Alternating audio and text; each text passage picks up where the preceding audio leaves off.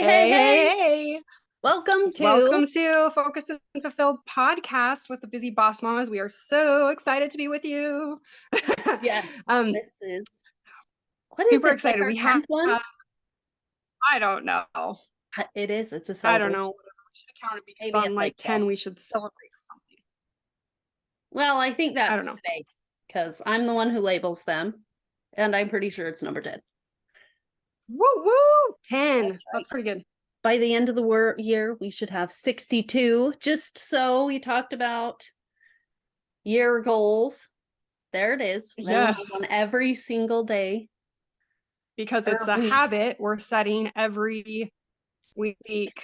We've set a date and time that we pop on and get these bad boys done. So today we wanted to share with you 3 tips to combating overstimulation, like sensory overload. And this came from a post that I shared on Facebook last week, I think. And one of our listeners, Brandy, said, "Hey, will you do a podcast on this?" And I was like, "Yes, we will. This is a great topic because we all face it." So I'm just going to read the Facebook post to you. I mean, you can't see the cute little picture that was with it, but I'm just going to read it to you so that you guys know what we're talking about, because I know you're going to resonate with it. So basically it was just, and I did not write it. It was shared from a lady.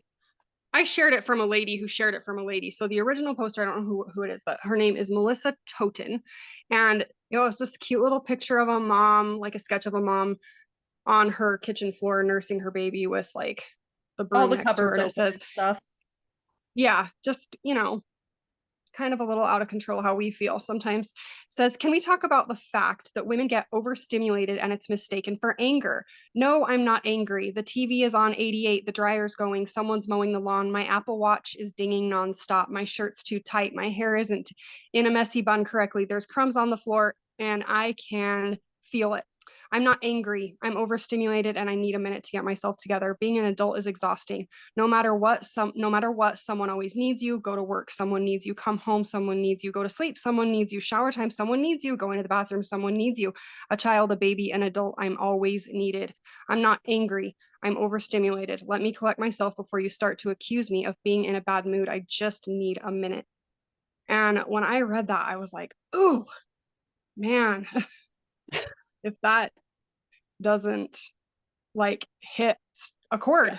Did it with you, Chris? Yeah, especially when the go to the bathroom. And I think so many of us, especially as moms, and you think that when your toddler or your crawling baby grows up, that you're gonna all of a sudden get to go to the bathroom on your own. I don't know how many times. Like when I've been at your house or even at my own house where I'm like, can I walk into the bathroom? And can we go to the bathroom by myself? And she's got her 18-year-old. Hey, mom. Hey, mom. Can I walk in my room and go potty by myself? God. Exactly. It's for real. It is constant. Like That king of the hill. Mom. I know. I'm doing my makeup, and like most of the time I'll have one of my teenage boys in my bathroom with me using my brush. I buy you your own brush. Like you have your own hairspray, you have your own brush, you have your own, oh, I can't find it. Can I And use your blow dryer? yep. When did you start using a blow dryer? Well, my bangs aren't right. Mm-hmm. Like, yeah, when you had to buy them a blow dryer or give them a blow dryer, I'm like, I gave them my blow dryer because they use it way more than I do. It's true. But so we were thinking, we're like, yeah, let's do it. This is a really good podcast topic of like, how do you handle that overstimulation, just that overload of constant being needed and trying to do 50 things at once. And it's not, this is another example of the whole control of the controllable thing, because it's just part of it. It's just part of the journey of being a mom. And that's so I guess that just easily is a lead into the first tip, which is to just have proper expectations. Yeah. With the expectations thing, I know you can only do it so far, especially with the overstimulation, but like setting yourself up for like expecting that you're going to get it should be expected. See, that's the hard thing is we're like, no, I should be able to go to the bathroom by myself. I should be able to have the kids go to the restroom. Like I should be able to go to the restroom and not have them there. I should expect that they would ask their father when they're at home, sitting right there in the kitchen, that I can go upstairs and be by myself for 5 minutes and not have them walk all the way past dad up to my bedroom to ask me for what they could have asked their father for, who's more than willing to get them a drink. So, like having expectations that even though, yeah, they should, that's not reality. I'm sorry. And we let ourselves get so frustrated. And I'm not perfect at this. Like we were just talking about this before we got on, like, because this, this little meme resonated with us because we did, we know and we experience these, but like to combat it and just to help out is that like control. One of the tips is to control your expectations. Like, yes, you should be able to go to the bathroom on your own, but you're probably not going to be able to. So like allowing yourself to get frustrated about that isn't like, you shouldn't do that. And maybe, one thing, I hate cooking. Like I hate cooking. I've been doing it. I've had to do it for over 15 years. And I hate doing it still. Like I don't like cooking. I like baking because it's entertaining and you're going to make something you like really like. Otherwise I would live off cereal and nothing else because I don't like cooking. So, it used to make me really mad having to cook, especially because I always had the little kids on me. They all walk past dad. Nobody gets the heck out of the freaking kitchen to go over to their father. And dad doesn't, unless you ask them specifically. They aren't doing squat. They're going to sit over there because they figure you got it handled. You didn't say anything about it. You didn't complain about it. So you must have it handled, even though you've got one on your head and another on your hip and one crying on your leg. Like, and the big ones coming in and being like, Mom, I'm really hungry. Can I have food? I'd like to eat today. Can you help me with my science project? And you're looking at everybody and you're like, why do I have all the children in the house in the kitchen while I'm cooking the freaking dinner? And I've learned that like the expectation for me being able to cook by myself isn't too great. And so I have to like, first off, I have to just expect that I have to cook the dumb dinner and stop getting upset about it. It's been a long time. I know it's dumb. I just don't like it that much. So I have to like it. Every day I have to practice the expectation that, okay, you have to cook dinner today. And it's not leftovers day, so you actually have to cook. And leftovers day is getting to be more of a nightmare than cooking day. But anyway, that's for a different day. But that leads into also like one of the biggest helps that has helped, like especially in the kitchen stuff or even in bathroom stuff or in finding a moment for yourself is boundary setting.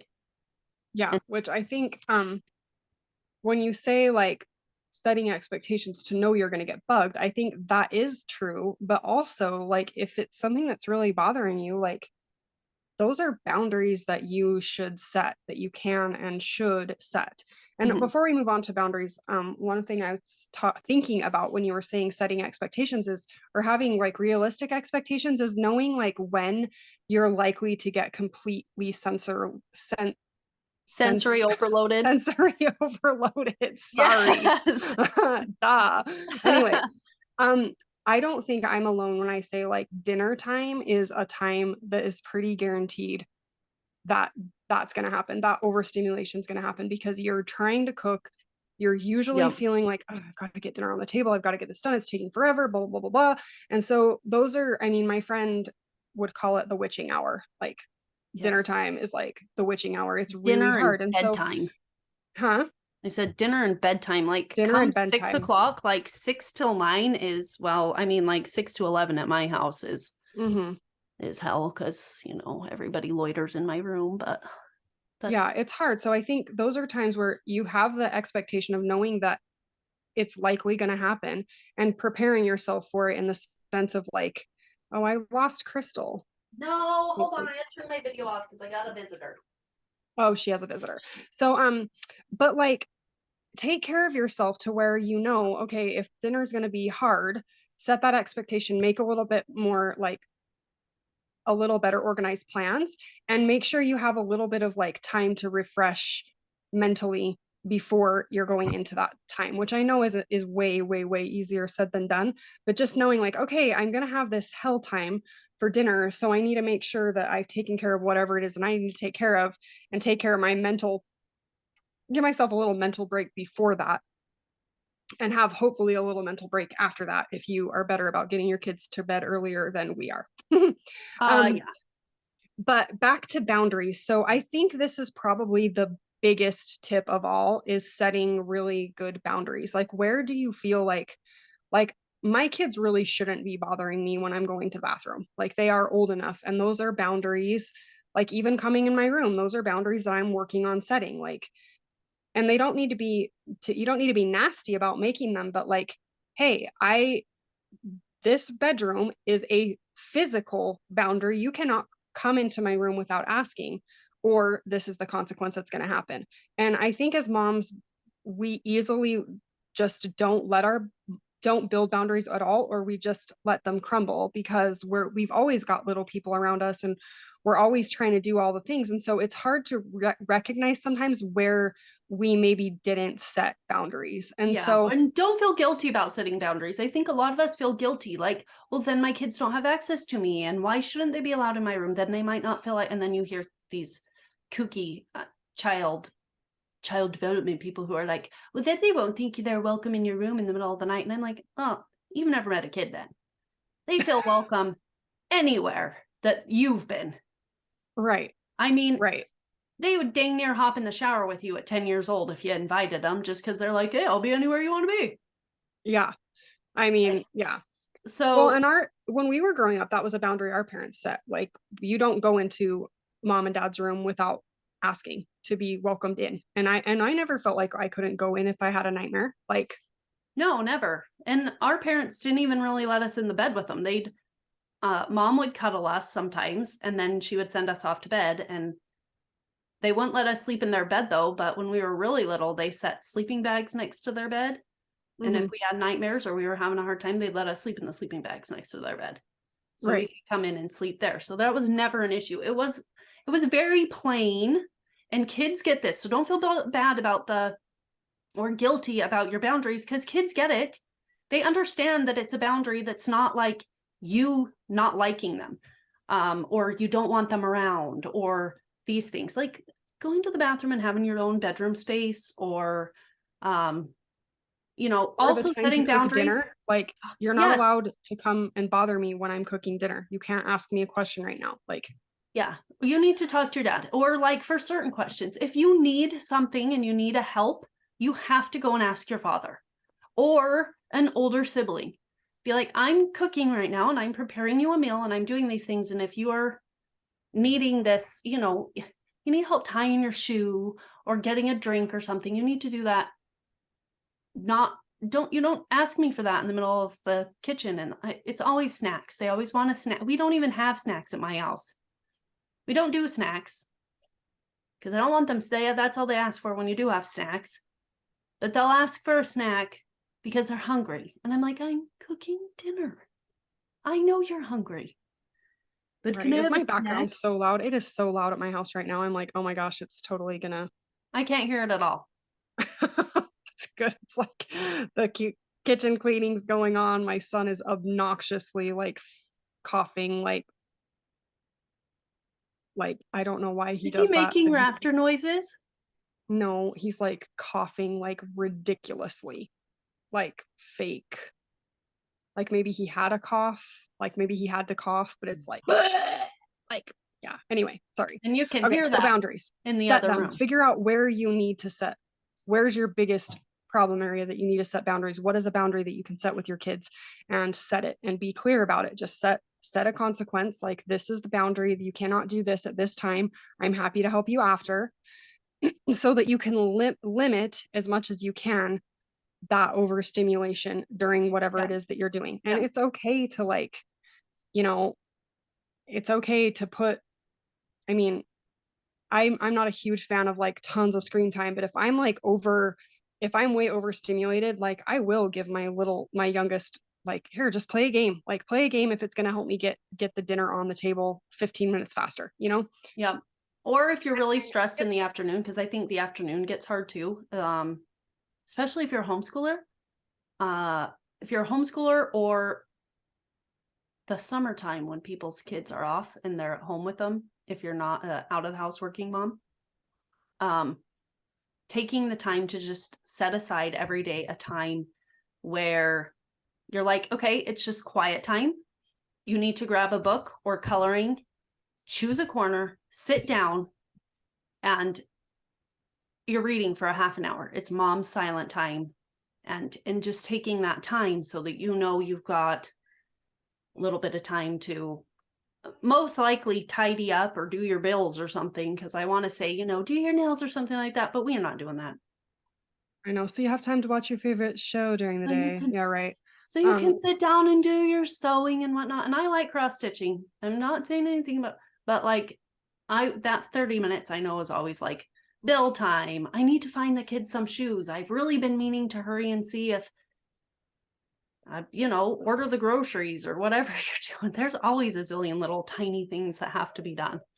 I know. And I think some people might be like, well, my kids aren't going to listen to that, or they're not going to follow that. Well, they will after you calmly like lay the boundary and what's going to happen if they don't follow the boundary. But you have to follow through with the what's going to happen part. Yeah, you have to follow through with it. And my kids, like, I mean, anybody who's listened to several of our videos or podcasts or whatever knows, like, we sometimes get kids that do come into the room. And this like this last week, I just explained to my kids, I was like, if you come in my room when I'm doing this video, you're grounded for a week. Like, don't come in, do not knock. Like, unless someone is bleeding or the house is on fire, you do not come near my bedroom door when it is shut.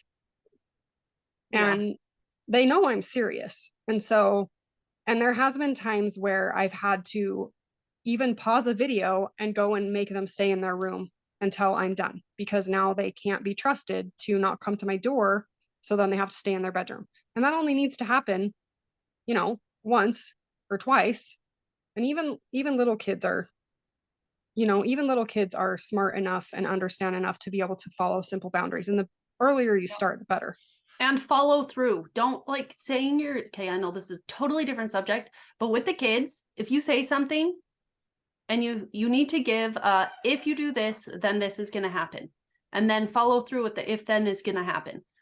My kids, they usually stay downstairs, mostly because I bribed them. Because I tell them if they stayed, like I told my kids before I came to do this video, I told them they could eat dinner without me because I had dinner down there. And I have older kids down there, so if somebody chokes, it's not like I'm leaving my 4-year-old down there to choke to death. That's stupid. But like, I have teenagers that can let me know if he's choking, and they're all CPR certified. They're both CPR certified. Just YouTube podcast world. It's like they're covered. They can deal with it. But I told them to eat dinner without me, and if they have the stuff cleaned up that I specifically had to tell, I couldn't just say, do your chores. I had to say, you've got to do your A, your B, your C, your D, and get that done. And then you'll be able to, like, when I come down, I told them they could watch. They're listening to a book right now, but I told them they could watch something, or I'll have something nice for them. Like, I think I have some cookies that my little sister sent me for Christmas for them that I'll pull out and give them to them. So it doesn't always have to be like, you need to, if you do this, then I'm going to beat your butt for coming in here, or right. I'm going to ground you. It can be something, I mean, because I know some people are really averse to disciplining their kids. Disciplining their kids. Yeah, positive reinforcement works well. Like, yeah, if you guys can let me cook dinner without any interruptions, we'll do cocoa after, or we'll play a game, or you get to watch a show or whatever. And I think those things work really, really well. So anyway, that's boundaries. And then the third tip is to ask for help. I think that we like we like and we hate being superwoman. We just have a tendency to I'll just do everything. I'll just do everything. It's totally fine to ask for help, and you should get Yeah. used to, like, rather than fuming about other people not helping you, ask for help. Well, and if you So, do have a husband, I think the I need a man like a fish needs a bicycle saying that, like, our mom always says that. I don't think that mantra has helped people a whole bunch. Like, women have always right. known that they're perfectly, like, we We're run a capable. household. We are perfectly capable of doing it. But I think somehow along the way that has transformed into, I can just do all of it and I will do all of it. And then we get ticked off. There was a funny video of a guy, imitating his wife and himself on the couch. And his imitation of the wife is, I don't need any of your help, you filthy, lazy asshole. What do you mean I need some help? You need some help? I'll get up and help right now. No, I don't need any help. Just get off the ass. You're just sitting there the whole time. Excuse my language. But, like, I think sometimes we do that. I do it. Sometimes I think we do that. We sit there and we're like, no, I'll do it on my own. And then we get frustrated and we're like, you're just a jerk. Yeah. And so asking for help from if you've got a husband that you can ask for help, or your kids, your other Yeah. kids, or whatever, It's not kids raising kids to ask somebody to set the dinner table or to ask them to play Legos with their sibling while you cook your dinner. Yeah, I just have to show you this. I know a lot of people, like, just listen and they can't see this video unless you're watching on YouTube, but look at my 4-year-old just brought this into me, and it's backwards, but it's a light bright. It says, I love you, Mom. Oh my goodness. And dropped it here and ran out. Speaking of not supposed to be coming in, but that's pretty cute. That's okay. I got one who's not supposed to be in here either. I could hear him silently crying outside the door. So he's being a good guy, though. Yeah. So anyway, I don't think there's a whole lot more that needs to be said about asking for help. Just do it and stop feeling bad about it, and stop feeling bitter about people not helping you without being asked, and just ask for help so that you can be less likely to have that feeling of just complete overwhelm. And then people are like, why are you so bitchy right now? And you're like, well, that's an expectation.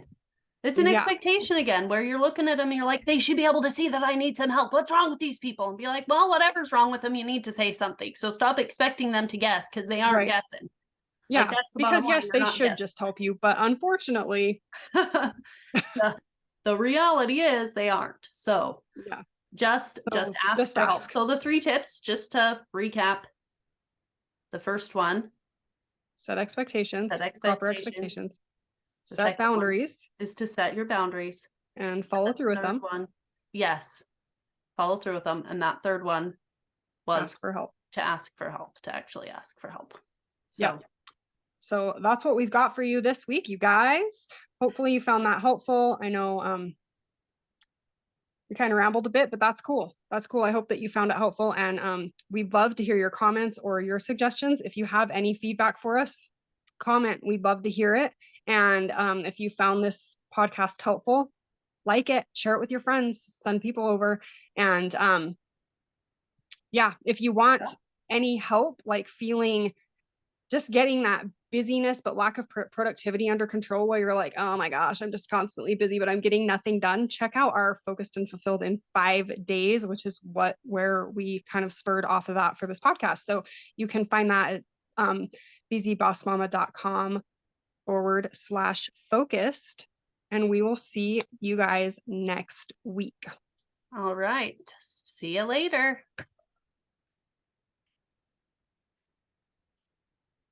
Oh, come on, don't make me have to edit this because the stupid stop recording button.